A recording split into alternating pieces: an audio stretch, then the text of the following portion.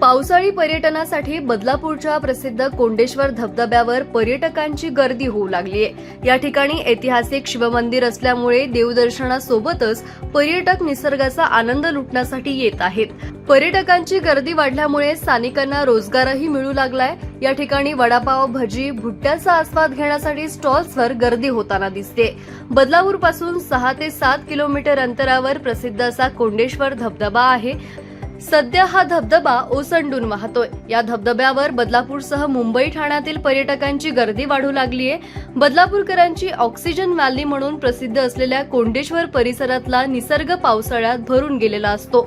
या ठिकाणी वाघबीळ तसंच सह्याद्रीची उंच डोंगर रांग असल्यामुळे ट्रेकर्स मंडळीही शनिवार रविवार कोंडेश्वरला भेट देत असतात। मात्र हा धबधबा धोकादायक असल्यामुळे पर्यटकांनी इथल्या निसर्गाचा आनंद घेताना काळजी घ्यावी असं आवाहन स्थानिक रहिवासी आणि प्रशासनाच्या वतीनं करण्यात आलंय।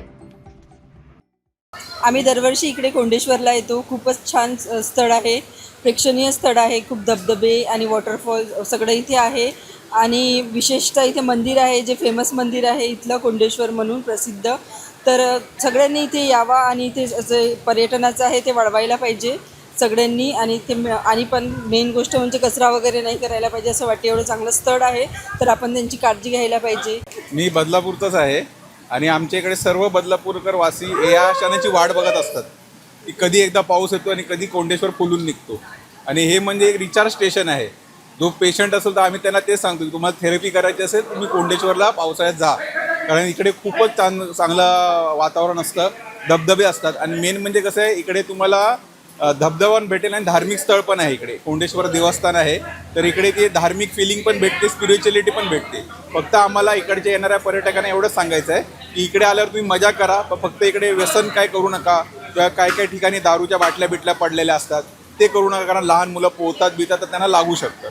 इथलचा जो परिसर आहे तो लहान मुलं असो किंवा वयोवृद्ध असो, धार्मिक स्थळ पण आहे। असं चाहे बरंच वैशिष्ट्यपूर्ण आमचा हा बदलापूरचा परिसर आहे कोंडेश्वरचा। तर सगळ्या पर्यटकांनी इथे वेळोवेळी भेट द्यावी आता पावसाळ्यामध्ये आणि निसर्गाचा आनंद लुटावा।